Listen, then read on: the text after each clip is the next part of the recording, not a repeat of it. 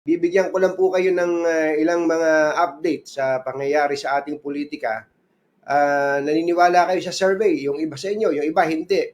Pero ang sabi po ng Publicus ay bukas.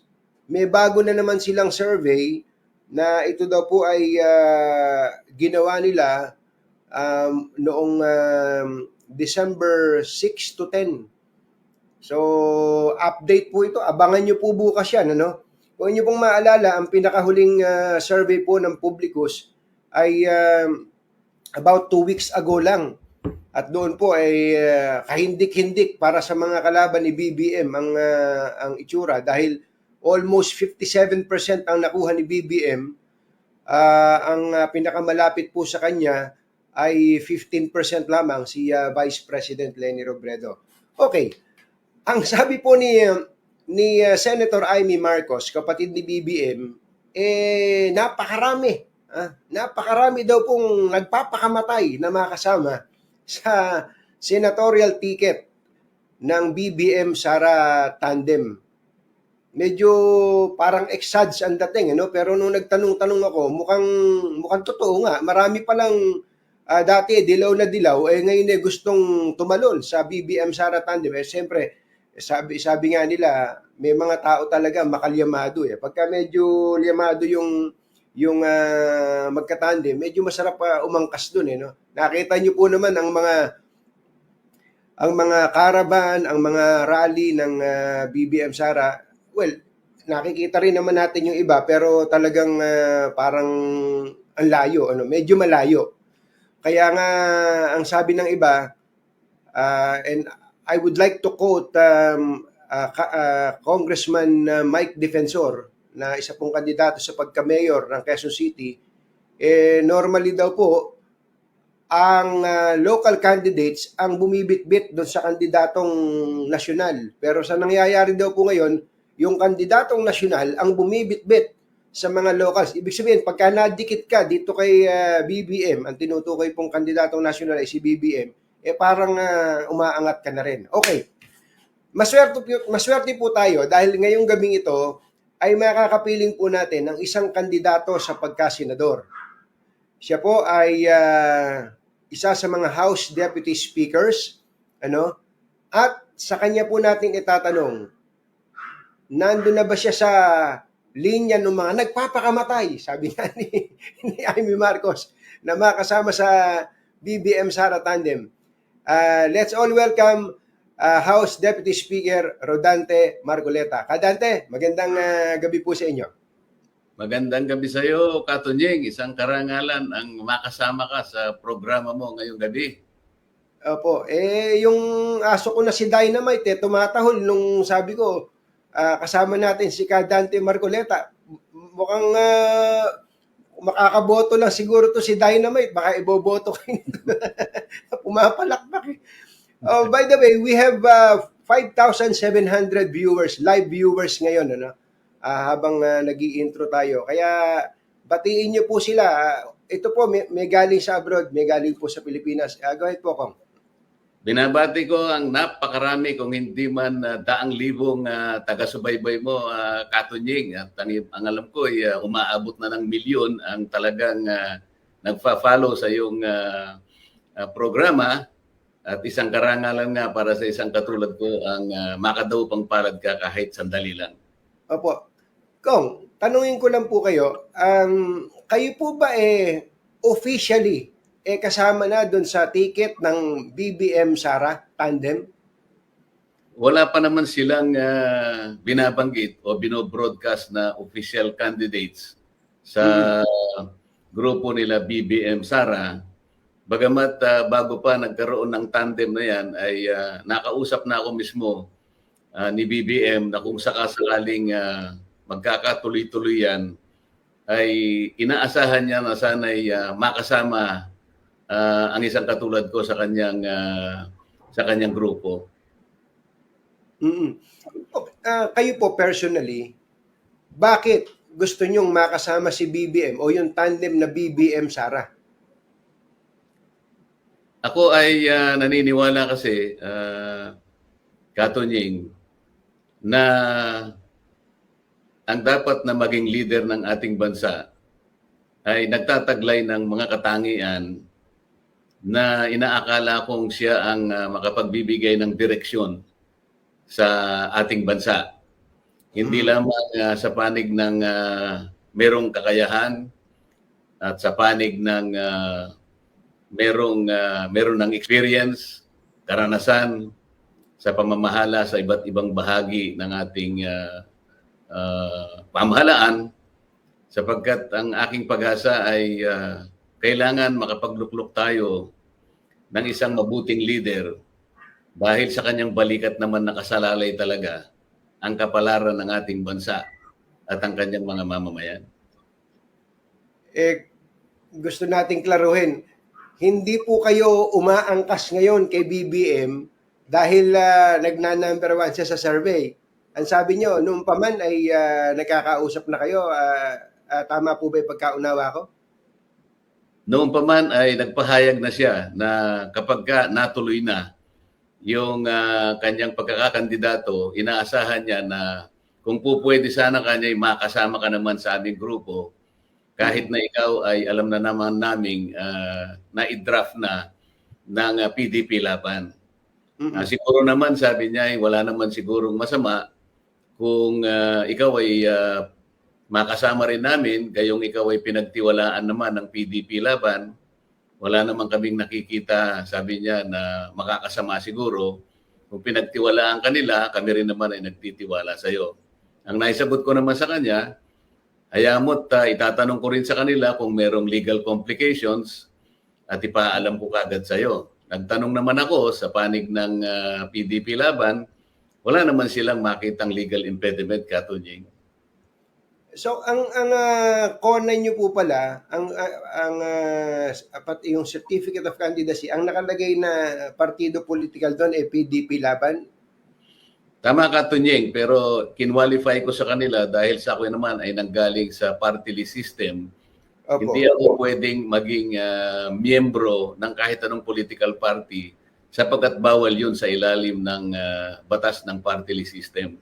Yun naman ay naunawaan ng PDP Laban, kaya ang kanilang ginawa, ako ay parang adopted lamang na candidate ng PDP Laban. Mm-hmm. Okay, diretsuhin ko na po kayo. Meron pong survey ang SWS na ginawa nung natapos na ang filing o deadline ng filing ng Certificate of Candidacy, and that was around last week of October, yung pong survey na ginawa nila. And dito po yung survey kong para po sa senatorial elections, ano? Ang lumilitaw po dito sa survey na ito na medyo malayo po kayo kung kundi ito pala.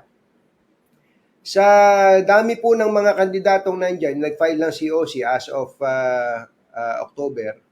Ito pong survey October 20 to 23. Kayo po ay nasa 5% lamang po ang nakuha ninyo at ang ranking po ninyo ay nasa 25 to 26. Hindi po ba kayo nagdi-discourage sa numero na to?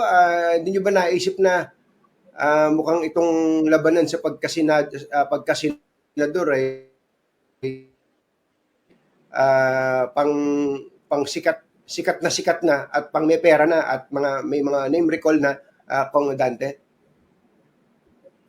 Hindi naman ako nababahala, Katunying. Ang totoo niyan, nagagamit kong isa sa batayan yan para siguro lalong makagawa tayo ng paraan para ganap na makilala ng taong bayan kung sino si Rodante Marcoleta, sapagkat ang nakikita kong isang katotohanan dyan ay yung pagkakakilala nila sa akin ay mababa pa nung ako ay mag-file ng COC. Ngunit napansin ko rin, nakita ko kalakip din ng datos na yan, yun namang conversion na nakikita ko kapag naalala nila at naungkat sa kanila yung pangalang Rodante Marcoleta, mas mataas naman kaysa sa mga ibang nakita ko na mataas ang kanilang tinatawag na awareness. Kaya sa tingin ko, ang pinaka-challenge dito, Katunying, ay kailangang mapataas yung awareness Kasi maring kakilala nila ko, ngunit ang karamihan sa Mm. kanila, hindi naman nila alam na ako'y tumatakbo bilang senador. Ito yung naging challenge para sa akin. Aha. Kaya sinikap natin na gumawa ng maraming kaparaanan, lalong-lalo na yung pagpunta sa iba't ibang mga lugar.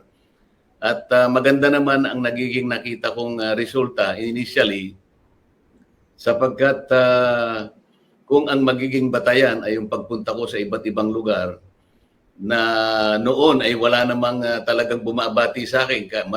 Mahusay na siguro kung may dalawang bumati sa akin nung ako ay hindi pa nagpupunta sa iba't ibang lugar. Ngayon ay masasabi ko na halos nakikilalan tayo unti-unti ng mga tao. Mm.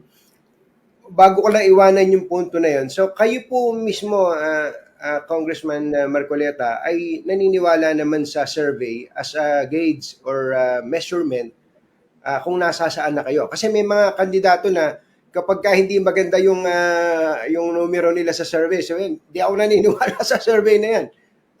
Ano pong take nyo doon, Kong? Naniniwala ako sa punto na maaring may pinagbasihan sila na iba't ibang factors.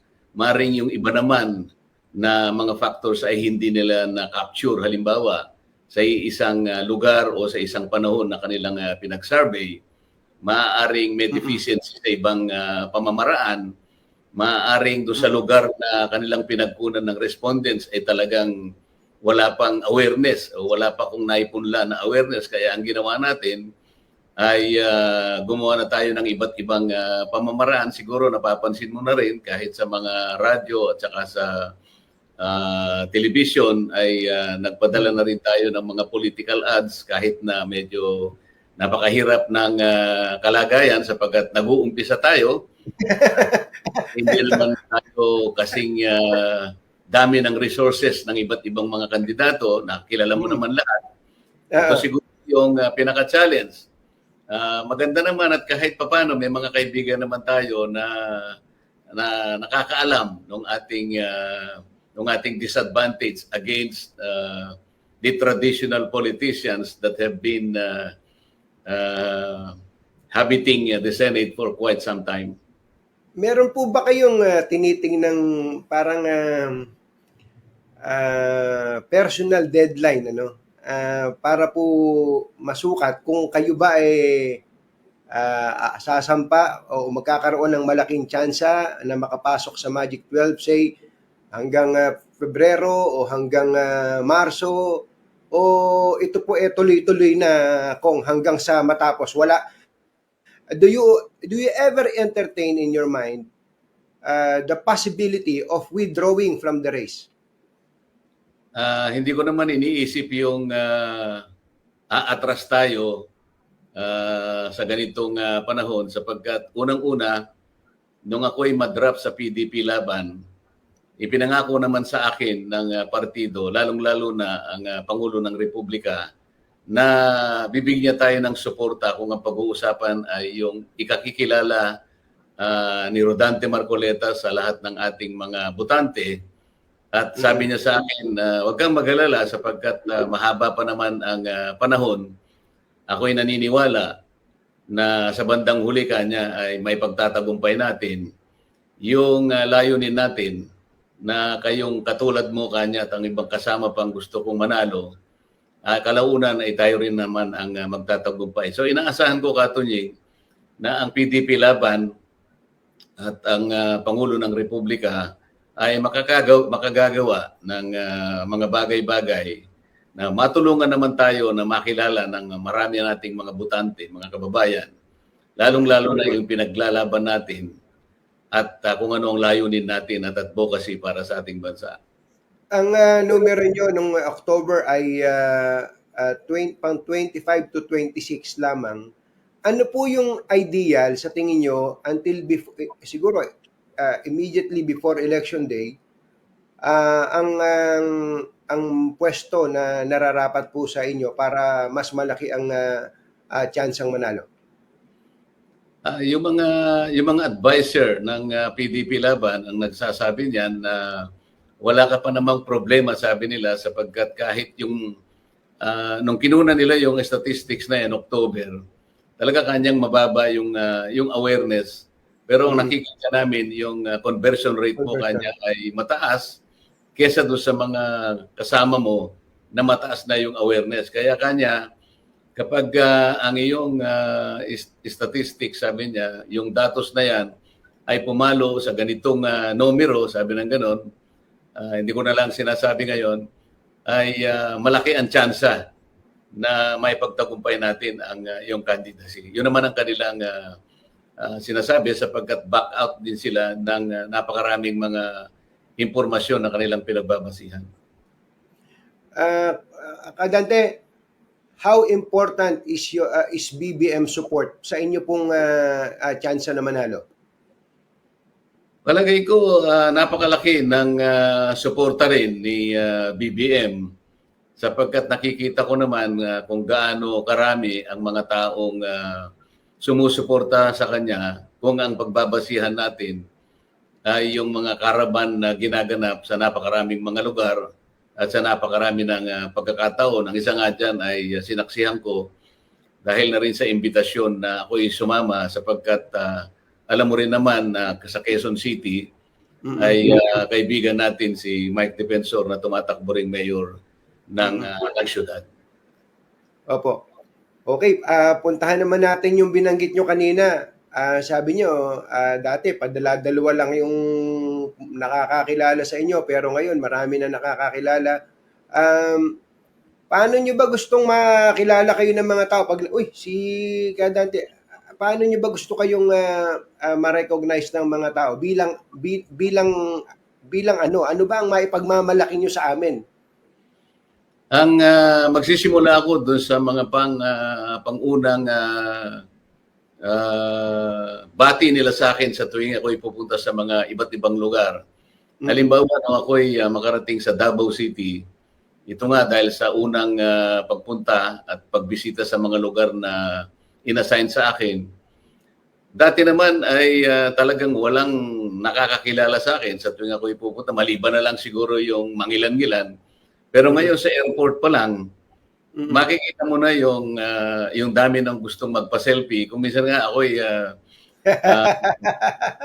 yung pagpapa-selfie, hindi naman ako sanay dito pero ito talagang hindi 10, hindi 20, talagang maramihan ito at talagang nag-uunahan pa nga yung mga iba. Kaya sabi ko, at pagdating sa mga tindahan, at kung minsan makikita mo na lang, biglang merong tatayo na isang billboard na malaki na hindi naman ako ang nagpagawa nun.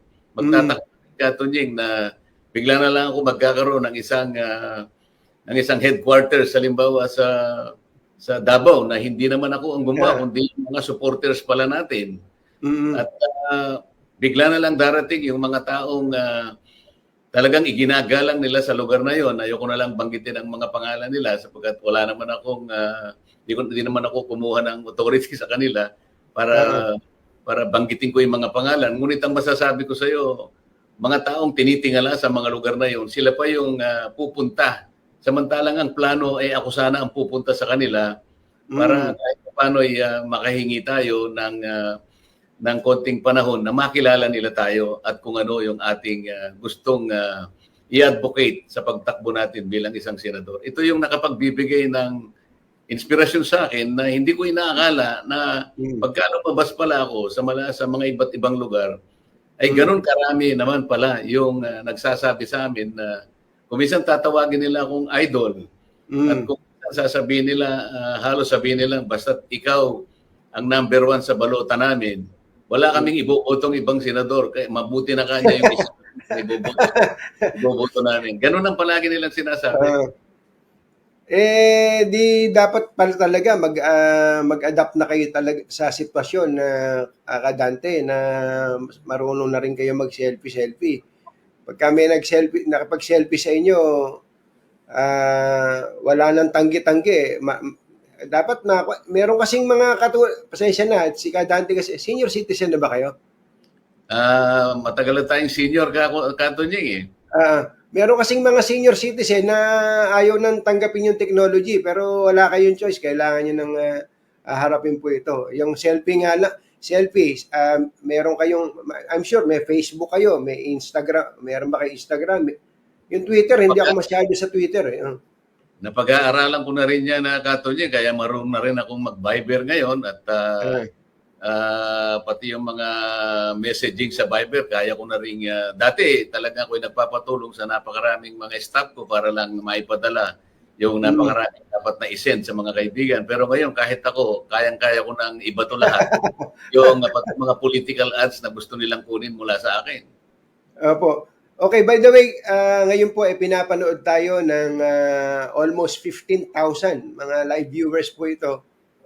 Gusto ko lang sabihin sa mga nanonood, yung kausap po natin, kung hindi nyo pa kilala, si Dante Marcoleta. Kandidato po siya sa pagkasenador sa ilalim po ng PDP laban, pero kahit na 60 plus years old na po siya, ampun po siya, inampun po siya ng, ng BBM Sara Tandem. Okay, kung merong natutuwa sa inyo, meron ba kayong na-experience, halimbawa sa airport o saan man kayo pumunta, nagalit po sa inyo o kinumpronta kayo, kayo yung nagpasara sa ABS-CBN Wala pa namang formalan o personalan na nagsabi sa akin ng gano'n.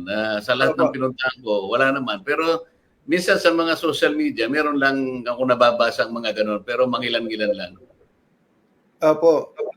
Pero dapat masanay na po kayo doon na marami din talagang, lalo nga nabanggit natin yung social media, maraming mga buzzers, no?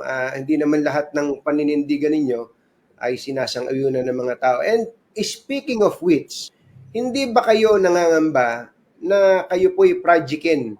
Ika nga, ewan ko ba ba't nauso yung verb na yun, i-project ng mga supporters ng ABS-CBN na marami naman, na kayo po kasi parang naging poster boy ng mga congressman na nasa likod ng pag-decline o pag-reject sa franchise application ng ABS-CBN, Kong Dante. Tama ka dyan, Katunying. Ako'y hindi na nababahala sapagkat nakasanayan ko na.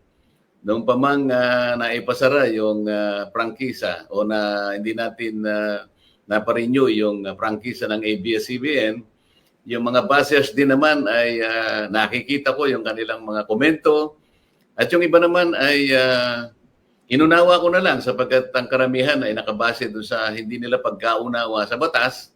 Kaya pinagpasisyahan ko silang lahat, Katunying.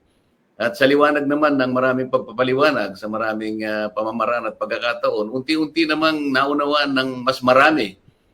Kaya kahit na siguro projectin ako, kagaya ng sinasabi mo, mas naniniwala pa rin ako sa mas maraming mga tao na nakilala nila yung katwiran at katotohanan sa likod ng pagpapasara ng napakalaking network na yan. At palagay ko ay yun ang nagbibigay sa akin ng iba yung pagpupunyagi at pag-asa na sa bandang huli ay may pagtatagumpay natin ang ating layunin na makagawa pa ng mas lalong mabuti para sa ating bansa. Kayo po matatapos na ang 9 na taon na termino po ninyo bilang kongresista. Itinuturing niyo po ba na isa sa mga achievements ninyo yung papel ninyo sa pagpapasara, quote-unquote, sa ABS-CBN? Maaari sigurong isali natin isang achievement, Katunying. Unang-una kasi, nung pag-usapan namin ito kung sino yung tatayo na kakatawan do sa panig ng hindi pagbibigay ng prangkisa, wala naman talagang gustong umako ng posisyon na yon, Katunying. Kaya dahil sa kawalan ng gustong gumawa at mag-represent sa panig ng hindi pagbibigay at bilang pagsunod na rin sa kagustuhan at sa pakiusap ng aming speaker na noon ay si Speaker Alan Cayetano, sabi niya sa akin, kung Dante talaga namang ikaw lamang ang pupwede kasi na magsalita sa panig ng wag mabigyan ng prangkisa, nakikita mo naman na hindi mukhang ayaw itong mga kasama namin at yung iba naman ang question ng credibility ang pinag-uusapan At base na rin sa record na aking binasa, lalong-lalo na nung puntusan natin ito sa committee level pa lang, ikaw talaga lamang ang pupwede ka niya na tumayo bilang tagapagsalita ng kabilang panig. Tinanggap ko yung hamon na yon, Katunying, sa pag-aakala ko na kailangan kasing maipresenta yung kabilang panig para sa ganon ay makinabang ang buong mamamayan kung ano talaga ang katotohanan sa likod ng kanilang pag-apply ng prangkisa. Mahirap sa akin, mabigat na responsibilidad. At nagkaroon din naman ako ng agam-agam. Pero talagang gano'n eh. Katungkulan yon at kailangan nating harapin. Yun ay hamon ng ating katungkulan, Katunying. At saka, yun namang, kung meron mang magagalit sa inyo, sabi nga, it comes with the territory, no, Kong Dante? Tama ka, Katunying. Yung pong, kung nabanggit nyo si Congressman Cayetano, si Speaker Cayetano, kung kayo po ang may pagkakataong magpasya ng mga mamili, ng mga makakasama nyo sa Senado, kumakandidato po si Speaker Cayetano, top of mind lang, 5 tao na gusto nyong makasama sa mga tumatakbo ngayon, na gusto nyong manalo, makapiling ninyo rin sa Senado na magsisilbi. Kung makakapamili ako, Katunying. Opo, kung makakapamili kayo ng maaari nyo makasama sa Senado na kung pwede lang mag-wish kayo na manalo itong mga ito, give me 5 names, top of mind lang, Kong. Kasi sa karami ng mga kaibigan ko na tumatakbo, Katunying, baka pag 5 lang ang sinabi ko, magalit naman sa akin yung 15. Di ganito na lang, total naman 12 lang mananalo, o isama nyo na sarili nyo. Sino yung 11 na gusto nyo makasama sa Senado? Na siyempre, bukod pa yung mga incumbent na 12. Pwede ba isa na lang, Katunying? Sige po, opo. Siyempre ako, gusto kong manalo at ang gusto kong makasamang isa pa ay si Pangulong Duterte.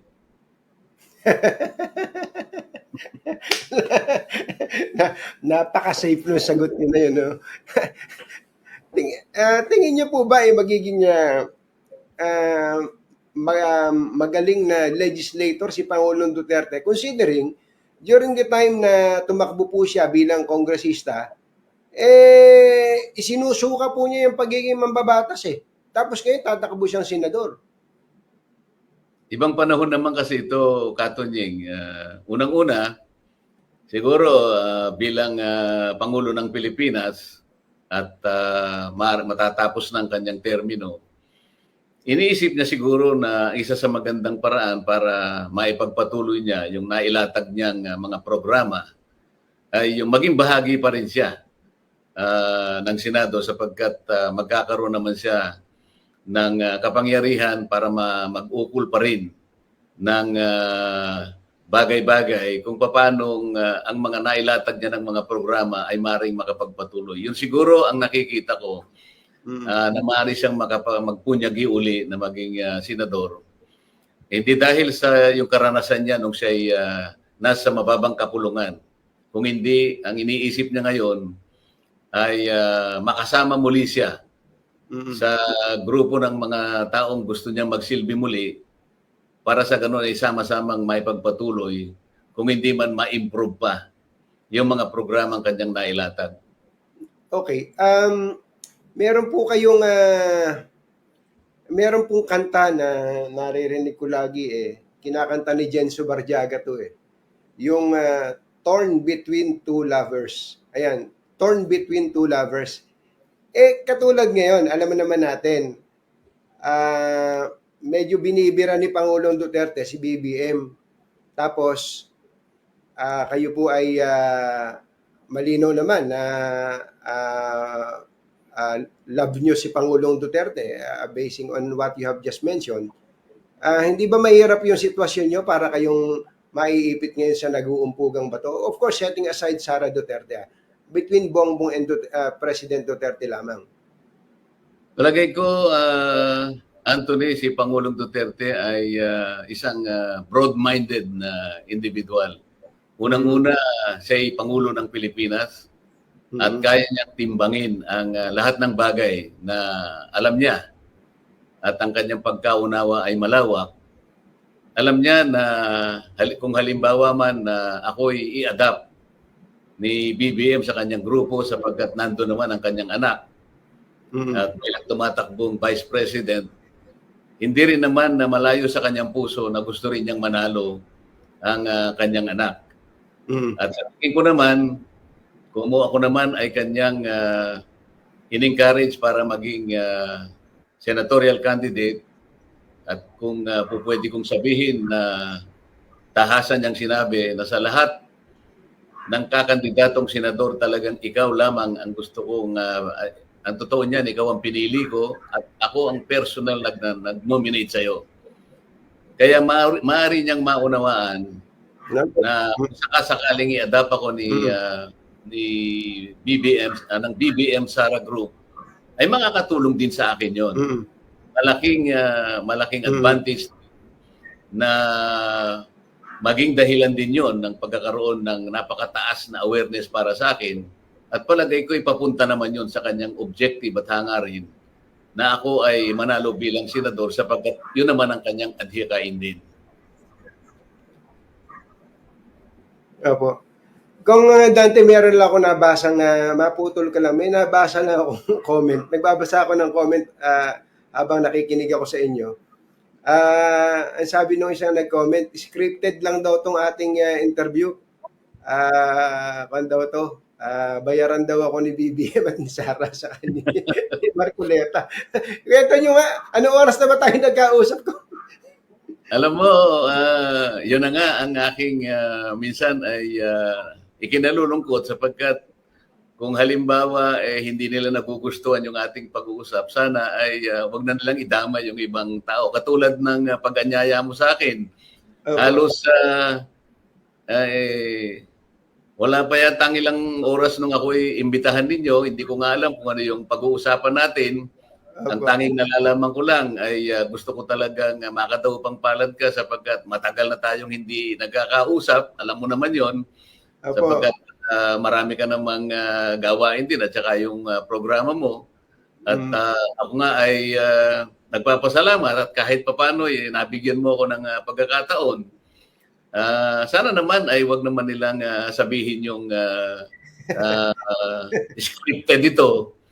Sapagkat maski sa uki ng pagtatanong mo, maaari nilang mapansin na walang pinagkukunan nito at ako'y wala namang alam kung paano mo itatanong yung gustong tanungin at kung ano yung dapat na isagot ko sa mga tanong mo, hindi ba? Opo. Actually, doon po sa mga nanonood sa atin ngayon, nung pumasok po si Kong Dante dito sa ating ano ba tawag dito dyan? StreamYard. Kung na lang, 3 minutes bago tayo umere. Kaya just for your information doon sa mga nanonood. Actually, wala po akong hawak-hawak na script Iniisip ko nga kung dapat pala meron akong script dito Kong Dante na binigyan ako ng ideya nung nanonood sa atin ngayon. By the way, may mga nagme-message sa atin. Ito, I'm sure marami na rin pong nagtanong sa inyo and I would like to ask this as a Filipino and as a member of Iglesia ni Cristo at the same time. Ito, tanong ko, bakit, ito po, kanina pa lumalabas dito yung mga tanong na yan Pwede po bang tumakbo sa pagka-senador ang isang miyembro ng Iglesia ni Cristo? First of all, are you a member of the Iglesia ni Cristo? Gusto ko lang munang just to set the record straight. And number 2, yun yung tanong na pwede po bang tumakbong senador ang isang miyembro ng Iglesia ni Cristo? Unang-una, kailangang malaman ng ating mga tagapakinig at taga-subaybay mo sa iyong malawak na program na ako'y membro ng Iglesia ni Cristo. At generally speaking, ang isang membro ng Iglesia ni Cristo ay hindi pwedeng tumakbo sa politika. Ngunit kapag ikaw ay pinayagan, ikaw ay binigyan ng permiso para tumakbo sapagkat yun ay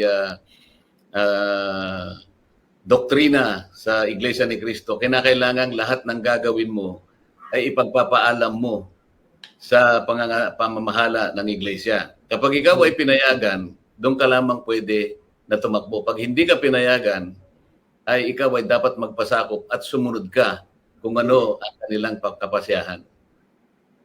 Sa madaling salita, kayo po ay nagpaalam at kayo po ay pinayagan. Tama po ba yung pagkaintindi ko, Kadante? Tama ka, Tunying. Ako ay nagpaalam sa pamamagitan ng pagsulat sa kanila at binigyan naman nila ng pagpayag yung aking pagsulat sa kanila at yung kadahilanan kung bakit ako ay nagpasyang tumakbo. Mm-mm. Dudugtong ko na rin, mabuti na rin ito na maunawaan ng ating mga kababayan. Sabi niyo nga kanina, generally speaking, bakit po ba quote-unquote dinidiscourage na pumasok sa magulong mundo ng politika ang isang INC member? Kung meron mang, kung gusto niyo po sagutin yun. Pangkaraniwan siguro, nasabi mo na rin ang dahilan, Katunying, talagang ang politika ay na mahirap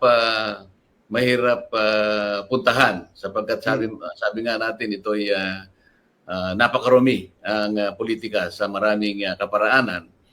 Siguro ito palagay ko lamang naman kaya naging kautusan siguro sa iglesia na wag na lamang lumusong sa pamumulitika sapagkat sari-saring intriga, sari-saring dumi ang ipupukol sa iyo, baka mamaya ay hindi kayanin ng miyembro at maging dahilan pa ito ng iba't ibang problema na dumating sa kanyang buhay.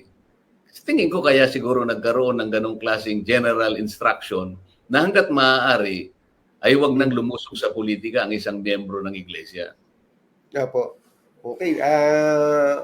Very well said, Kong Dante, no? Okay, may mga ilang tanong pa tayo. Ano po ang, bukod sa napag-usapan natin kanina na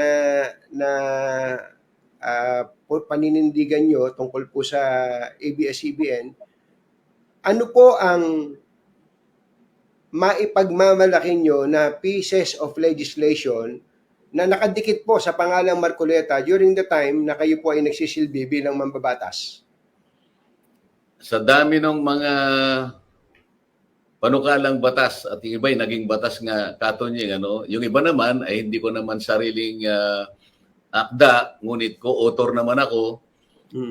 Lahat ng mga batas na may kinalaman sa ikabubuti ng sektor na aking nire-represent, ito nga itong urban poor sector.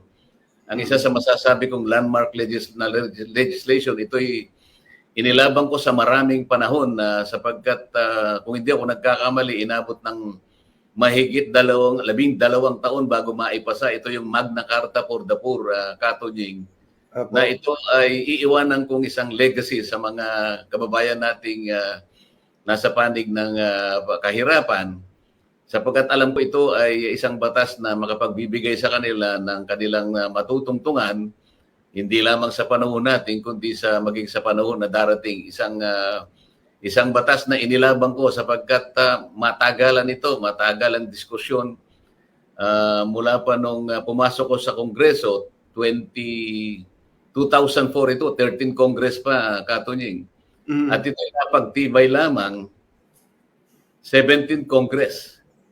Kaya masasabi ko na pinagsikapan talaga, kasama talaga ako sa nakipaglaban dito. Ito isa sa mga batas na ipinaglaban ko na masasabi kong pinagbuhusan talaga ng maraming pagpupunyagi at pagsisikap. Marami pong mga messages sa Kong Dante, kaya lang sa sobrang dami, hindi ko mabasa. Sa dami, hindi ako nag-exaggerate, Kadante. Grabe, kung makikita nyo lamang na parang kung pera lang siguro tong messages na to, dami ko ng pera eh. Dami messages. Hindi ko tuloy mabasa kung ano yung itatanong ko sa inyo, Kadante. Ang tatanong ko na lang siguro sa iyo, kung mamarapatin mo, yung bang lumilitaw na mga messages mo, pabor sa atin o hindi pabor sa atin? Marami pong pabor, pero meron ding galit. Okay na sa akin yun. Okay na sa akin yun. Okay lang po yun. Sabi ko nga, ganun talaga. Okay.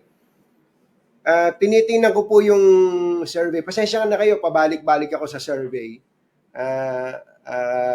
Kong Dante, Pero ang gusto ko pong malaman, yayaman din lang at nabanggit niyo yung tungkol sa ang kailangan yung pagbutihan is how to make you say 100%. The people are 100% aware of your existence, number one, and of you as a candidate for senator. Kailangan ng pera dyan eh. Di ba? Bayad ka sa commercial. Nabanggit nyo kanina, TV, radyo, ano pa, social media. Marami ba kayong pera? Kukunti lang ang ating resources, Katunying. Ang nagagamit natin ay yung contributions ng marami nating kaibigan. Nakakatuwa naman sapagkat isa-isang nagko-contribute sa konti nating magagasta. Sapagkat ang challenge nga ay alam namin, kailangan ang increased awareness at ito rin naman ang binanggit ng Central Advising Unit ng PDP Laban. Wala kang problema kanya sa conversion. Ang importante lang ay kailangan nating maayos yung awareness, rate of awareness mo. Kapag ito ay umabot sa ganito, sabi niya ganon, ay napakalaki ng tsansa natin. Kaya nga, sa ilalim ng kakulangan natin sa pondo, Katunying, at sa tulong ng mga kaibigan natin, unti-unti nakapagpupundar tayo ng mga bagay-bagay na maaring magamit natin para yung pagkakilanlan sa akin, yung awareness na yun ay talagang ma-maximize natin sa lalong madaling panahon. Napansin mo siguro, mga ibang pondo na kinontribute ng ating mga kaibigan ay iginamit nila at binigay nila doon sa ating in-appoint na ad agency at pati nga yung Pamilya Channel ay nabigay. Oo nga pala. Buti nga pala nabanggit niyo yun. Itong commercial nyo na to, nasa ABS-CBN binabas kayo dito pagkatapos nyo raw maging promotor sa pagpapasara sa ABS-CBN. Ito, nag-a-advertise kayo ngayon sa mga natitirang mga platforms ng ABS-CBN. Just to set the record straight, paano po ba napadpad sa Kapamilya Network ang inyo pong advertisement? Kasi yung ating ad agency, Katunying, wala naman akong control sa kanila sapagkat ang nagbigay ng pondo ay mga kaibigan natin. So, akala nila na kailangan, kung ang talagang problema mo kanya ay yung low awareness, kailangan sa lahat kanya ng mga networks, lahat ng po pwedeng gawin nating medium, may kalat natin ang iyong political promotion. So, wala akong control kung sinong lalapitan nila. Nagkataon na pati yung Kapamilya Channel ay kanilang nagamit. At yun naman ay aking naipaliwanag. Palagay ko naman ay naunawaan ng marami nating kababayan. Ang sabi ko nga, hindi ko naman po pondo ang ginamit dyan, mga pondo ng mga kaibigan ko. Kung sakasakaling sa palagay nila ay magagamit ang ilang mga networks na kanilang napuntahan, kasama na nga yan ang Kapamilya Channel. At kung tinanggap naman nung Kapamilya Channel yung political ad namin, palagay ko ay daan na rin siguro para malaman natin na una, maganda naman siguro yung political ad natin. Pangalawa, siguro inisip nila, kailangan maipakita natin hindi naman tayo bias, wala namang kasalanan ng taong ito, ginanap lang ang kanyang tungkulin. Ganun ko naunawaan kung bakit nila tinanggap yung aking political ad. Ito palang ad nyo, Attorney Dante Marcoleta, lahat ay patas sa batas.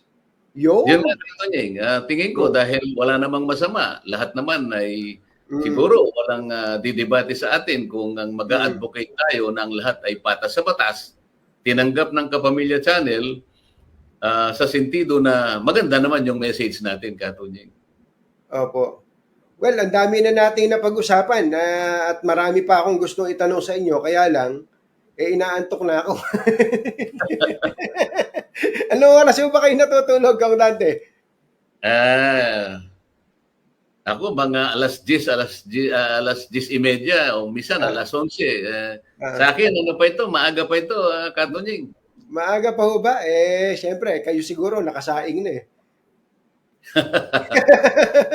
Oo. Well, ito yung mga messages dito. Kung meron po kayong staff na pwedeng coordinate sa tao po namin, pwede pong makita niyo yung mga messages. Actually, baka ma-inspire kayo dito sa mga messages na to. May mga nagme-message nga na ikaw lang daw ipoboto. Sige ka, Tonyeng, pakukuha natin sa staff natin para Oo. makita natin kung ano yung indication ng lahat ng yan at kung meron tayong dapat sagutin, dapat Oo. ipaliwanag, gagawin natin yon. Opo, yun po ang isa. Gusto ko lang malaman po ninyo na ito pong si Kong Dante Marcoleta ay huli kong nakita yata bago pa mag-pandemic, ano? Kasi Parang sinama kayo ni Jen sa Katonyings eh. Kumain kayo no. Naalala niyo pa ba 'yon? Tatlong naalala ko doon sa Katunyings, doon sa malapit doon sa Net 25. Oo, sa Visayas. Oo, nagkataon naman na nandun ka at breakfast yata yung Katunying kung Opo, opo. Pagka may oras kayo, mag-breakfast uli kayo dun sa Katonyings. At hindi ko naman sasabihing on the house, pero may 20% discount kayo sa akin. Nandun pa ba yung tinapa na gustong-gusto ko na may kasama kamatis? Andun pa po. Andun pa po. At kahit wala pa doon, palalagyan natin ng tinapa. Probinsyano din to si Kondante, taga Tarlac po. Babatiin niya, magpasalamat na po kayo sa mga nanonood sa atin. Kondante, by the way, kanina umabot ng 19,000 yung nanonood sa atin. Live views to ha, live. Mamaya kukwentahin pa namin yung total nito. 19,000 na nanonood sa atin, hindi nyo pa na-experience sa saganang mamamayan yun. Go ahead po, Kang Dante. Kausapin niyo po yung ating mga kababayang nanonood all over the world. Unang-una, Katunying, maraming salamat sa pagkakataong naibigay mo sa akin sa gabing ito. Na po. At tatanungin kong napakalaking utang na loob ito at sa lahat ng mga sumusubaybay, lahat ng nagbibigay ng messages at ako'y naniniwalang napakarami ng sumusubaybay o mga followers mo ay sasamantalahin ko na ang pagkakataong ito na pasalamatan din sila sa panahong ito na makilala nila kung sino si Rodante Marcoleta, tumatakbong senador, ano ang kanyang mga advocacies, ano ang gusto niyang gawin. Isa po ito sa paraan para makilala ninyo ako sapagkat kagaya ng pinag-usapan namin ni Katunying, yun talaga ang pinaka-challenge ko ngayon sapagkat ito yung unang sabak ko sa pagkandidato bilang senador. Maaring nasa disadvantage point ako, ngunit sa tulong po ng lahat ng taong inaabot ng programang ito, ay alam ko pong makakatulong ito para lalong makilala nila kung sino si Rodante Marcoleta. Maraming salamat po sa inyong lahat at sa inyong pagtitiyaga. Maraming salamat sa iyo, Katunying.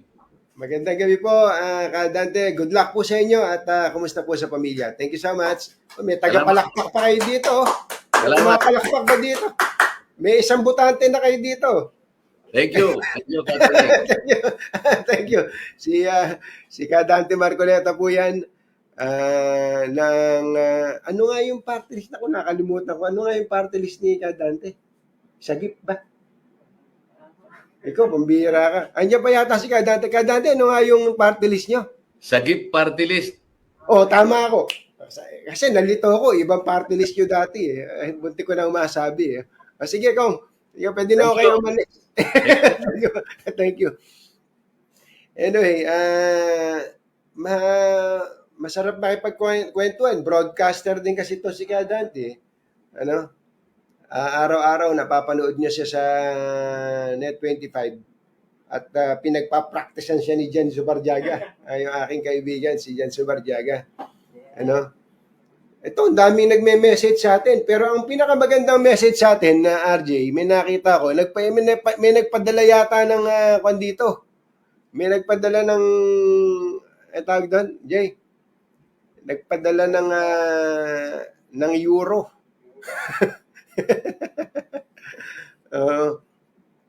Marami tayong napag-usapan. Sana po ay may napulot po kayo. At siguro doon po sa paulit-ulit, baka hindi nyo pa rin na pick up. Yung iba, bagong bukas lang ang YouTube o Facebook. Importante, ito, Miray Vlogs NT30 Taiwan yun, no? Ba, thank you. Ikaw ang senador ko, Ka Marcolera. Talo agad, hindi bibilangin yung Marcolera yung sinunod niya. Ako sa bagay ko lang naman eh. Sinishade lang naman eh. Abangan niyo yung final list ng mga kandidato. Kung pwede nga lang, makausap natin lahat yung mga senador na yan eh. Ay, kandidatong senador. Kaya lang, hindi naman posible yun, ano? Gusto natin pero hindi posible sa dami rin ng ginagawa natin. And I'm sure meron pong mga forum na gagawin ang ilang mga organization. For example, ang KBP. Merong mga forum yan, debate, para mabigyan ng tsansa na makilala po natin ang mga kandidato. Alam, yung kandidato presidente, vice presidente, madali. Yung senador, ang dami kasi eh. Ang dami kasi, no? So ang punto ko lang po, ayon sa sinasabi ni Kong Dante Marcoleta, ang challenge sa kanya is to how to make him known to more people. Ano? How to make him known to more people, kasi ang ganda raw ng conversion niya eh. Kakaunti yan nakakakilala, pero ang conversion, meaning, uy, kilala ko yan, boboto ko yan. Hindi yung kilala ko yan. Pakialam ko dyan, kilala ko yan. So, yung talaga kailangan, makilala na isa siyang kandidato at makilala ng tao kung sino po, kung ano pwede niyang gawin. Yan yung matagal ko nang sinasabi, John eh. Kailangan talaga sa bayan natin ay magkaroon ng mga pagsisikap ang gobyerno para ipakilala, ang gobyerno na, hindi pribado, ang gobyerno mapakilala yung mga pwedeng maglingkod sa ating sambayanan. Kasi ang mangyayari, paulit-ulit na lang yung mga senador natin, anak ni ganito, kapatid ni ganito, di ba? Dahil artista o nakilala natin sa social media, hindi po ganon. Huwag kayong magagalit sa akin ha. Ang legislation po kasi paggawa ng batas. Hindi po uubra na hindi ka nakakaintindi kahit paano kasi gagawa ka ng batas eh. Kaya dapat alam natin kung ano trabaho ng mga taong inihahalal natin, no? Halimbawa, congressman, tagagawa ng batas dapat 'yun. Anong pipilahan natin sa bahay nila? Sa opisina, hihingi tayo ng tulong. Kaya yung congressman magnanakaw eh. Hindi ba? Ganun ang nagiging ending kasi hindi rin natin alam ano ba trabaho ng ating inihahalal. Siguro magkaroon ng voters education dyan kung ano ba talaga ang dapat na gampanan o gawin, ano ba talaga ang ginagawa ng mga bawat opisyal ng gobyerno na inihahalal natin, yung tinatawag nating nasa elective position. Di ba? Ang nangyayari ngayon, yung mga konsihal ng bayan, hinihinga na natin ng tulong. Kaya may pork barrel na rin, pati konsihal eh. O yung mga party list lang, subukan mong tanggalan ng pork barrel yung party list. Ewan ko kung may tumakbo pang party list yan. Katakot-takot ang party list. Sumasakit ang ulo ko doon sa... Well, anyway, hanggat maaari, sa maliit na pamamaraan po namin ay makatulong po kami, makatulong po kami para po magkaroon ng edukasyon ang ating mga kababayan, lalo na nga po sa mga elective positions na ito. Okay?